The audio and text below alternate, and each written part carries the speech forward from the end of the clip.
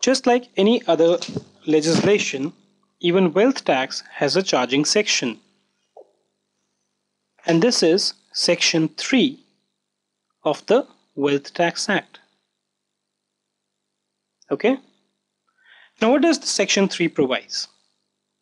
Section 3 says, wealth tax shall be charged for assessment year 2012-13. This 12-13 is not mentioned in Section 3. Okay? It makes a general reference to assessment year, but this is mainly for the purpose of clarifying and ensuring that whenever you go back to your notes, you are able to identify what is referred here. So wealth tax shall be charged for assessment year 2012-13 on. So this basically provides the coverage, meaning as to who all are covered within the purview of wealth tax. Now wealth tax is not chargeable by any and every person. It is only the person which we are discussing here who are supposed to pay wealth tax. Every individual. Okay? So every individual is liable to pay wealth tax, including trustees of a trust. Why?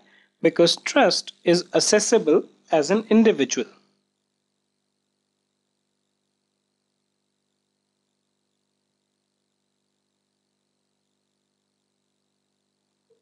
Right? And Hindu deity. Okay? Hindu undivided family, or HUF as you call them. Right? Company. Again, companies are also covered insofar as chargeability of wealth tax is concerned. Now some question which comes up is, what about the other entity which are not specifically mentioned here? In case of those entities, please note that wealth tax is not chargeable, meaning thereby that those entities which are not covered over here are not supposed to pay any wealth tax. So this is basically the coverage. Let's move on to the next one, which is, on what is wealth tax chargeable? On what? On net wealth. So please note the word is net wealth. On the corresponding valuation date. That is March 31, 2012. Now what happens is that there is a concept of assessment here that you know. Okay. So let's say you have assessment year 2011-2012, or you have assessment year 2012-2013. Right? Now the corresponding financial year for this assessment year will be what? It will be 2010-2011, and similarly for this it will be 2011-2012. When we say the corresponding valuation date, that is the March 31 of relevant financial year. So if my financial year is 10-11, which corresponds to assessment year 11-12, then March 31, 2011 is going to be the valuation date for assessment year 11-12. Similarly, for 12-13, this will be March 31 of 2012. So the net wealth has to be seen on the corresponding valuation date, right? Which is basically this date. So we took assessment year 12-13 over here.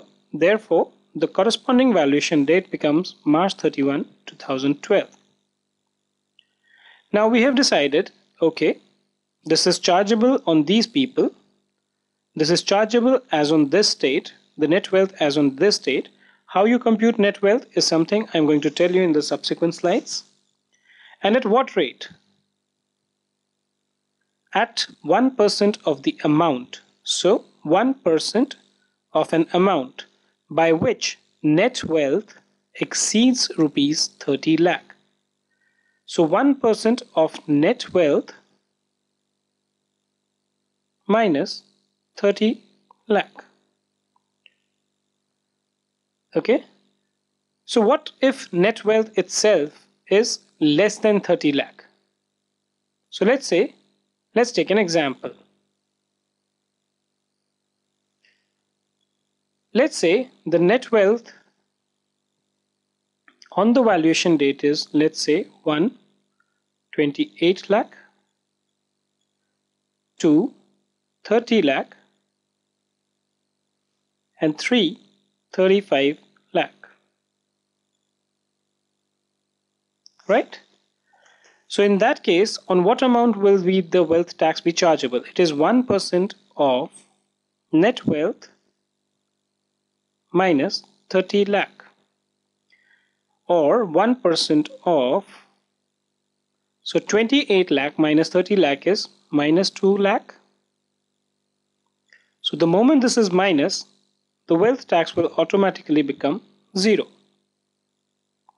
Here if you see, this will be 1% of 30 lakh minus 30 lakh, or 0, which again is 0.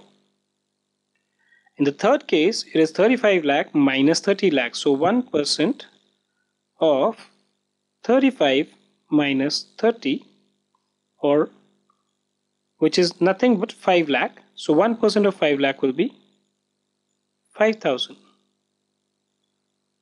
Right? So the wealth tax will be chargeable on 5,000. Now just to summarize, there were 3 points that we looked at. Okay. Wealth tax shall be charged for AY 2012-13 on every individual, including trustees of a trust and a Hindu deity, HUF, and company. This shall be charged on the corresponding valuation date, and this shall be charged at the rate of 1% of the amount by which net wealth exceeds 30 lakh.